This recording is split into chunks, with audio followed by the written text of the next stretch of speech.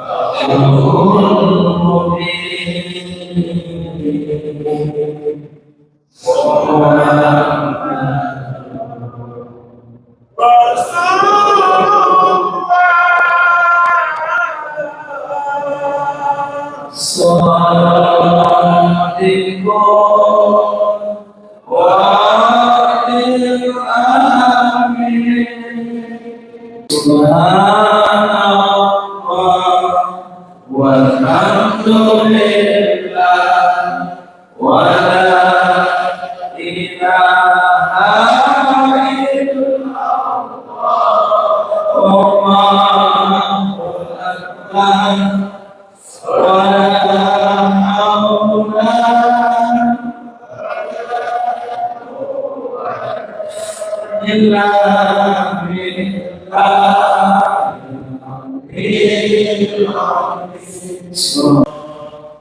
Assalamualaikum warahmatullahi wabarakatuh. Dan seluruh jemaah Arafah yang terdiri dari semua lapisan masyarakat. Alhamdulillah di sini banyak para kameramen dan bisa lihat di YouTube, di media sosial, kalian orang dan asli berdakwah melalui HP, yang punya HP berdakwah. Akan kita lihat dilihat oleh seseorang mengaku berzina, itu dia lihat.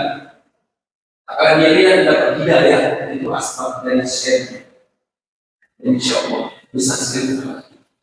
Ada buka itu kali insya Allah. Kita bertemu di Masjid Al-Islahiyah, Masjid Al-Islahiyah, Masjid Kampung Bambu, Kampung yang kecil, insya Allah hadapan di Masjid Al-Islahiyah, Kampung mau arah rumah sakit jiwa, masjid itu. Sebelum masjid jiwa silakan. Kemudian dari itu kita setelah kita dan teman kita masuk dalam surga. Carilah teman yang mengajak ke surga. Jangan cari teman yang mengajak dengan kekayaan. Ini sudah saatnya kita satu persatu jemaah Arafah dipanggil oleh Allah SWT. Mudah-mudahan semua jemaah yang hadir bisa berkumpul seperti ini dalam surga-Nya Allah. Bersama Nabi Muhammad sallallahu alaihi wasallam. Mari sama-sama kita akan mendengarkan wasiat ibu kita bersama nasihat Arafah yang selalu istiqomah bersama kita, yaitu Ustaz Nasrul Aidil LC, wali kota Cetulung. Beliau istiqomah jadi wali kota Cetulung. Beliau tidak mau naik dari Gubernur Aceh, tetap istiqomah jadi wali kota Cetulung. Pada Syekh Muhammad Syekh kita fadhol masyaallah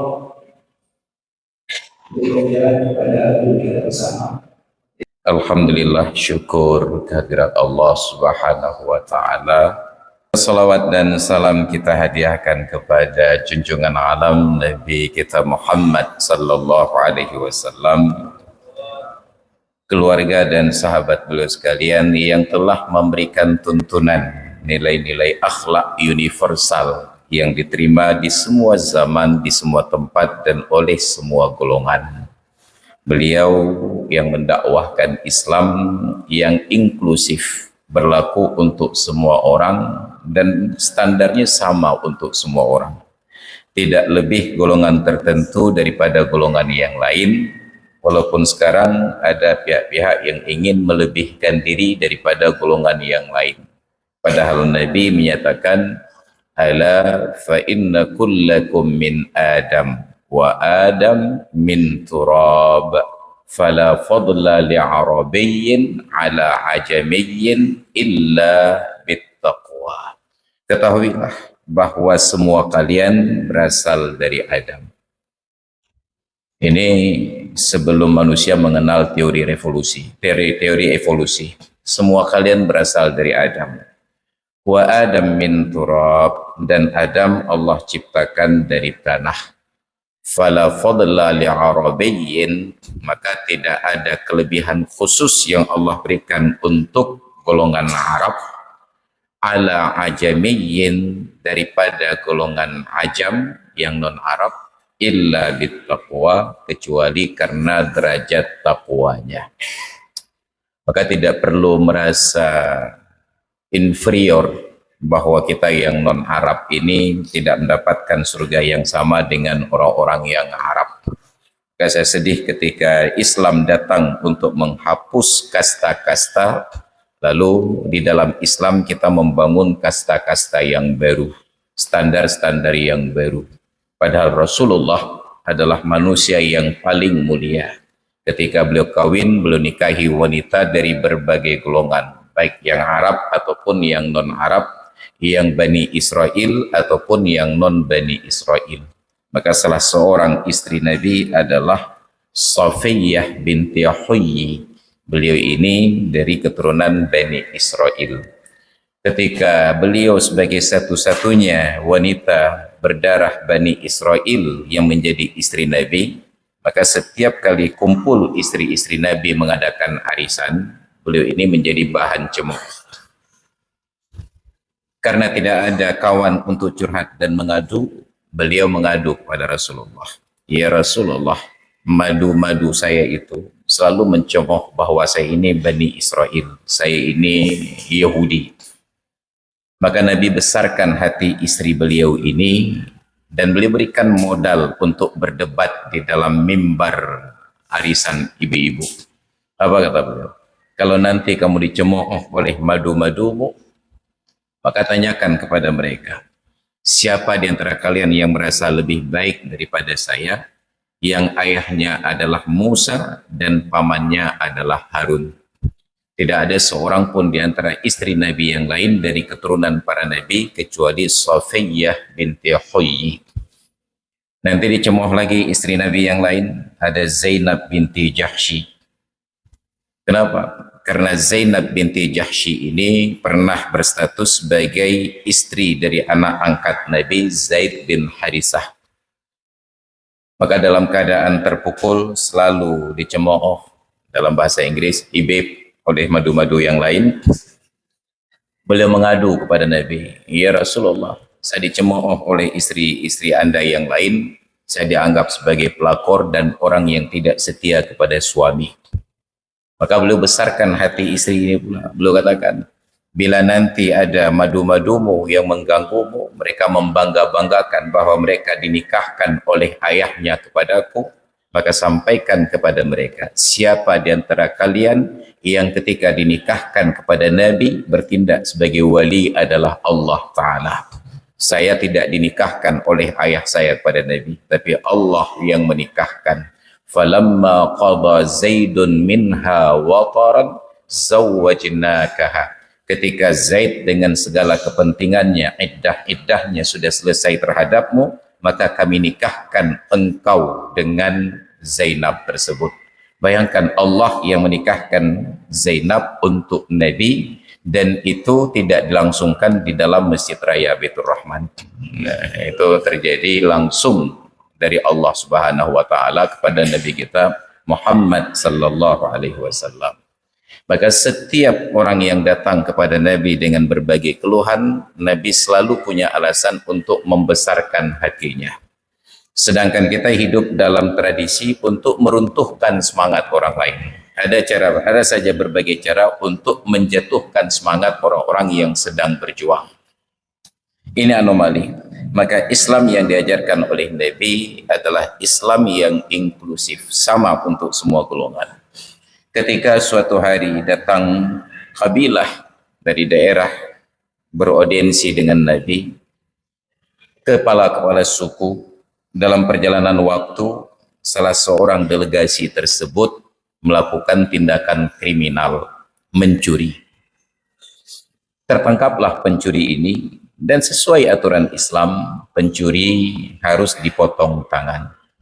Tapi ini delegasi antar bangsa, dalam bahasa sekarang mendapatkan suaka politik. Dan itu tidak berlaku pada Nabi. Maka kata Nabi, potong tangannya. Jadi kepala-kepala suku ini merasa tidak nyaman karena sebagai tamu negara mereka dipidana. Mereka datang temui sahabat-sahabat Nabi yang senior untuk istishfa, minta syafaat agar Nabi memberikan sedikit pengecualian. Maka datanglah sahabat-sahabat ini merayu Nabi supaya delegasi-delegasi tersebut dimaafkan karena mereka ada kekebalan diplomatik. Apa kata Nabi? Inilah yang menyebabkan kebinasaan umat-umat sebelum kalian. Karena apabila yang mencuri di kalangan mereka orang-orang miskin, mereka tegakkan aturan hukum. Tapi ketika yang mencuri adalah pembesar dan penguasa, mereka abaikan. Demi Allah, jangankan anak-anak mereka, bahkan andai kata Fatimah binti Muhammad mencuri, laqata'tu yadaha, pasti aku potong tangannya. Islam yang inklusif, tidak membeda-bedakan aturan hukum antara keponakan dengan yang bukan keponakan. Tapi kita hidup di zaman eksklusif, maka kita selalu mencari akses terhadap kekuasaan agar pelanggaran-pelanggaran kita terlindungi. Nauzubillah summa nauzubillah. Maka kita merasa miris bahwa negeri ini yang dibangun atas dasar kebersamaan. Semua mempunyai kontribusi untuk memerdekakan negeri dari penjajahan. Sekarang ada yang merasa eksklusif bahwa dia tidak tersentuh hukum. Nauzubillah. Harusnya Aceh yang menjadi daerah modal, kita tampil beda. Tapi apa boleh buat, kita sekarang harus disuntik modal dari pusat karena modal kita sudah habis. Tidak ada kesadaran para tokohnya untuk menjadikan Aceh ini kembali hebat. Maka dulu Aceh terkenal dari berbagai sisi. Kita jaya di laut, nah, kalau bahasa angkatan laut itu Jalis Viva Jaya Mahe. Kita jaya di darat, cuma kita tidak jaya di angkasa. Karena kita belum ada pesawat untuk terbang dan tidak ada manusia yang mampu terbang di masa itu kecuali dari Pulau Jawa. Namanya Gatot Kaca. Hanya beliau yang mampu terbang pada masa itu.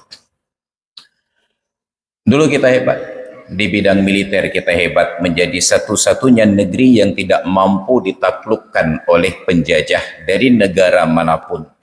Walaupun 70 tahun lebih Belanda bercokol di Aceh, tetapi tidak mampu membentuk sebuah pemerintahan yang stabil, selalu dirongrong. Dan orang Aceh berperang habis-habisan. Ketika seluruh wilayah Republik Indonesia kembali dikuasai pada agresi militer Belanda yang kedua, satu-satunya daerah yang mereka trauma datang adalah ke Aceh. Bayangkan hari pertama pecah perang Belanda dan Aceh, yang tewas langsung jenderalnya. Bayangkan, nggak pernah terjadi dalam perang manapun jenderal tewas di hari pertama. Tapi di Aceh hari pertama langsung jenderal yang tewas. Mereka tidak berani lagi datang kemari. Jangankan menghadapi yang laki-laki, dengan perempuannya saja mereka kalah. Bayangkan Cornelis de Houtman itu kalah ketika harus perang tanding melawan Sri Kandi Aceh, Laksamana perempuan wanita pertama di dunia, Kemala Hayati. Saat orang lain berbangga-bangga dengan sejarahnya, Aceh sudah lebih dahulu maju dengan armada angkatan lautnya, Kemala Hayati. Bayangkan dengan perempuan saja orang luar kalah, apalagi dengan laki-lakinya. Maka hari ini orang laki-laki Aceh tidak berkutik lagi karena kalah pada perempuan. Banyak bapak-bapak yang ingin kawin lagi tidak berani. Termasuk yang bicara. Ustaz Zul Arafah jangan apa begah deh. Keinginan besar tetapi keberanian kurang. Galak tertuh yo tribe. Kita hebat dulunya. Pedagang-pedagang kita menguasai jalur internasional sampai kejayaan terakhir perdagangan Aceh itu ada di awal-awal Orde Baru dengan Aceh Kongsi. Bayangkan kita punya jalur perdagangan yang luar biasa dan lobi para pedagang Aceh tersebut sampai orang-orang yang terbuang di Republik ini, tokoh-tokoh nasionalnya itu ditampung oleh orang-orang Aceh. Maka dalam sejarah kita dengar bagaimana ayah dari Bapak Prabowo Subianto, Sumitro Joyo Hadikusumo, ketika terbuang oleh Kabinet Orde Baru, beliau disisihkan. Yang tampung beliau itu adalah para pedagang dari Aceh Kongsi. Makanya Aceh, walaupun di sini Pak Prabowo tidak menang, beliau tidak bisa macam-macam dengan orang Aceh. Karena orang Aceh yang jaga orang tua beliau dulunya. Ini kehebatan Aceh di masa lalu. Tapi hari ini, jangankan di Indonesia, bahkan di Sumatera saja para pedagang Aceh kalah. Bayangkan semua kita harus impor dari Medan. Sampai ke telur ayam pun harus dari Medan. Kalau di Medan ayam tidak bertelur, maka Aceh akan kacau. Dan bahkan ketika masuk telur ayam ke Aceh, ternyata orang Aceh salah pilih konsumsi. Maka setiap pagi kita datang ke warung-warung kopi di Aceh, yang paling dicari oleh orang Aceh adalah telur merahnya. Padahal dari kecil kita belajar di sekolah bahwa protein itu adalah zat putih telur, bukan zat kuning telur. Yang kuning itu penyakit semuanya. Tapi saya nggak tahu bagaimana program pendidikan kesehatan, transformasi di bidang kesehatan, sampai kita lebih mengagung-agungkan bawang merah daripada bawang putih. Maka selalu kita berbicara akan menumpuk bawang merah halam, bawang merah halam. Makanya penyakit tok-tok di Aceh. Enggak sehat-sehat kita. Islam yang inklusif ini datang dengan keteladanan dari Nabi kita Muhammad sallallahu alaihi wasallam.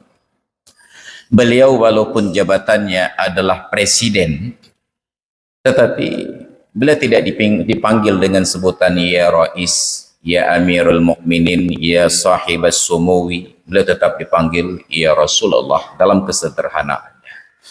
Maka ketika beliau wafat digantikan oleh Abu Bakar Siddiq radhiyallahu anhu. Abu Bakar hanya dipanggil dengan realitas, wahai pengganti Rasulullah. Pengganti Rasulullah dalam bahasa Arab disebut Khalifata Rasulillah. Maka karena prinsip bahasa Arab itu singkat, akhirnya beliau hanya disebut ya Khalifah, ya Khalifah. Ketika beliau wafat digantikan oleh Sayyidina Umar radhiyallahu anhu. Umar jangankan disebut sebagai pengganti Rasulullah, bahkan dipanggil sebagai pengganti Abu Bakar saja tidak percaya diri. Kenapa? Beliau tahu bahwa beliau adalah orang yang telat masuk Islam dibandingkan sahabat-sahabat yang lain, as-sabiqunal awwalun. Beliau adalah orang yang masuk Islam karena kecelakaan. Kecelakaan bagaimana? Dalam tanda kutip. Beliau datang menemui Nabi bukan untuk menyatakan keimanan. Beliau datang menemui Nabi dengan pedang terhunus untuk membunuh Nabi.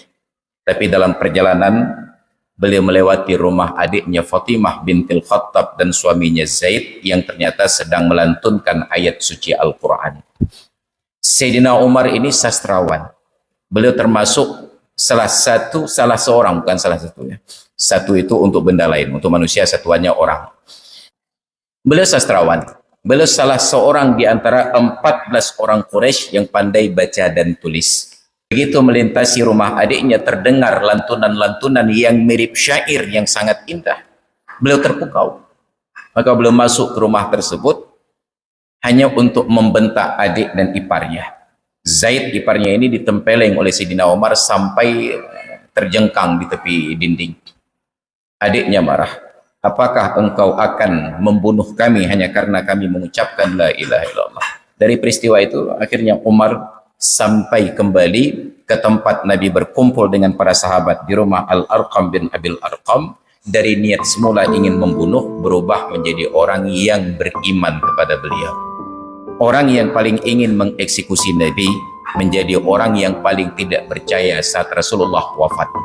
Maka ketika Rasulullah wafat, disampaikanlah berita duka ini kepada sahabat-sahabat utama, mertua dan menantu beliau.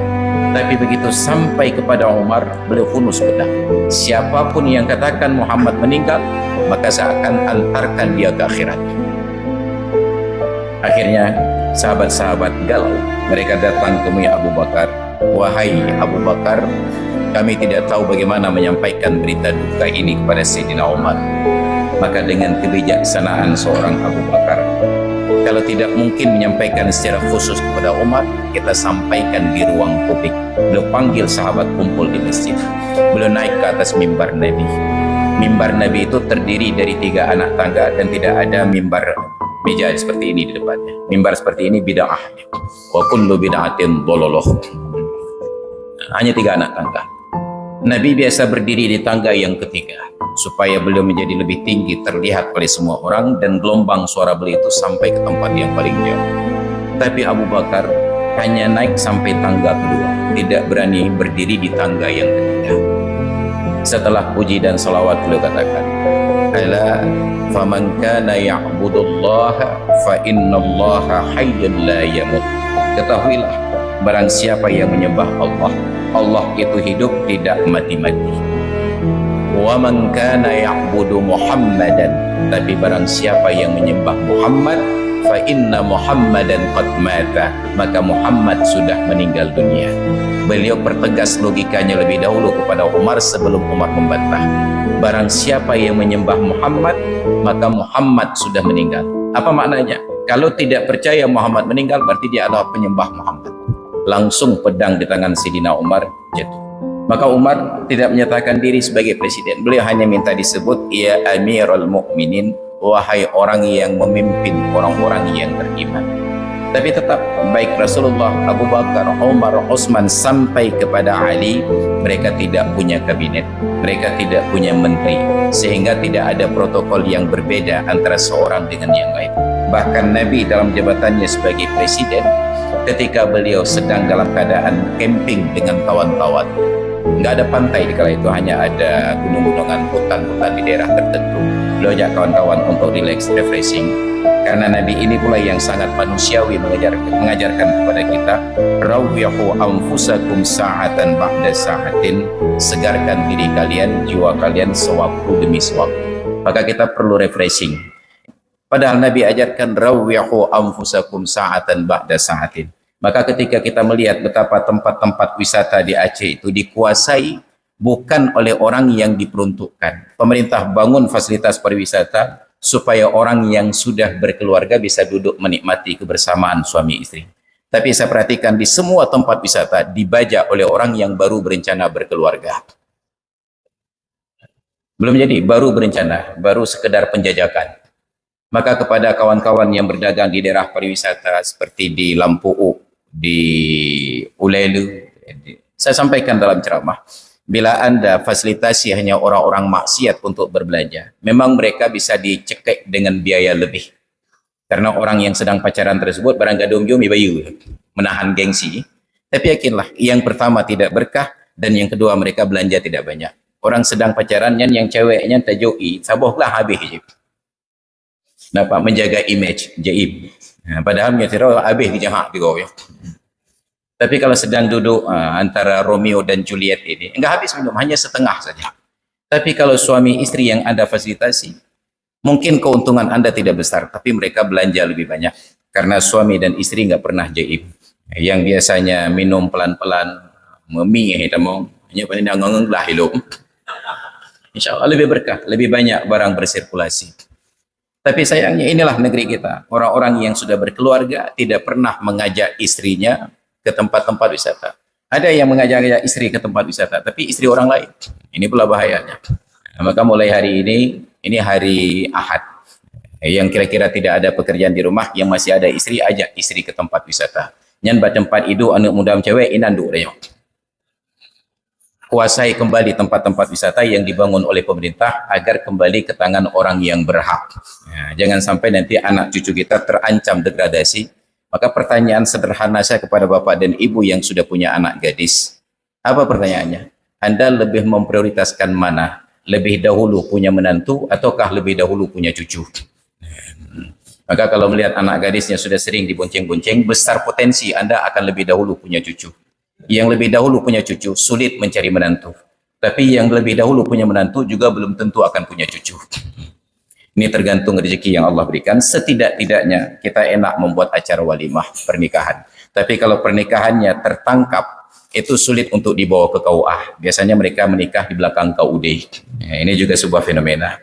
Maka hadirin dan hadirat sekalian yang dirahmati Allah, mari dalam kebersamaan ini, ketika Rasulullah ajarkan Islam yang inklusif, kita juga ingin hidup dalam Islam yang inklusif.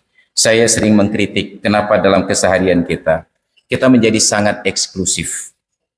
Yang dokter duduk ngopi sesama dokter, yang PNS duduk ngopi sesama PNS, yang pejabat sesama pejabat, yang tengku bila tapi tengku kerana mupat tidak pernah terhubung, yang toke tapi toke. Kenapa tidak duduk dalam satu majlis gabung, ada TNI, ada Polri, ada Ustadz, ada pemerintah, ada jaksa. Kita menjadi sangat eksklusif. Maka dulu saya kagum kepada Pak Mahdi Muhammad, mantan ketua perwakilan BI di Aceh. Saat beliau menjabat kepala BI, dulu di BI itu, di kantor BI itu ada masjid tempat pelaksanaan Jumat. Di sampingnya ada Polresta yang juga melaksanakan Jumat. Bayangkan Jumat dengan Jumat itu hanya dibatasi oleh dinding saja. Apa kata beliau cerita ke saya?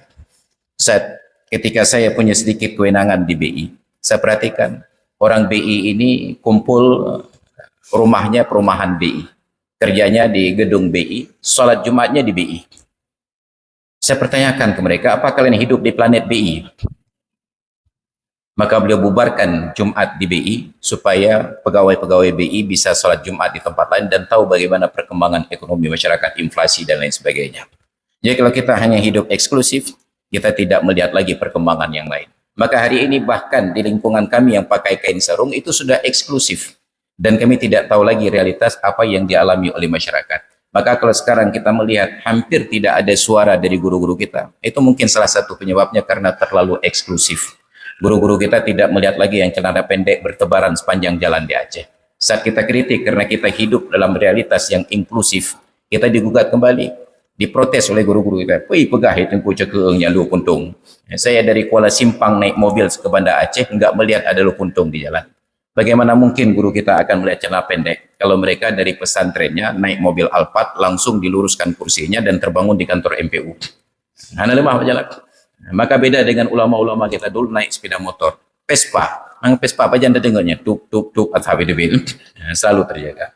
Maka mudah-mudahan eksklusivitas itu kita hapus pelan-pelan agar kita selalu diterima oleh semua golongan. Maka saya kagum ketika Arafah hadir untuk semua golongan. Dan saya protes ketika dulu Arafah menjadi eksklusif. Arafah ada di atas semua golongan. Mudah mengusut Arafah.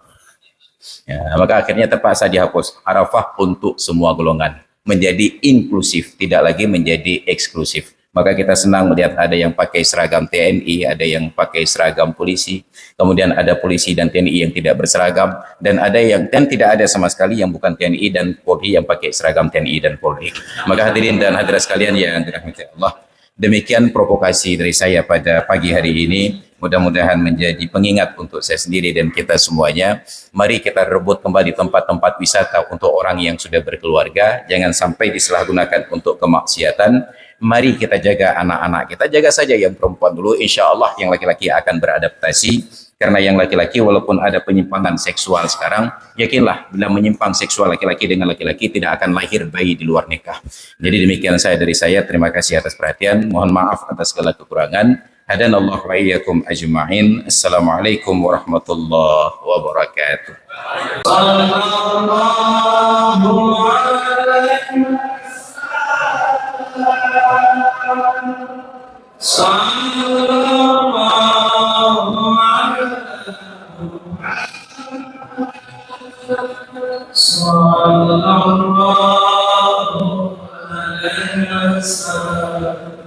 Ya Nabi salam alaika,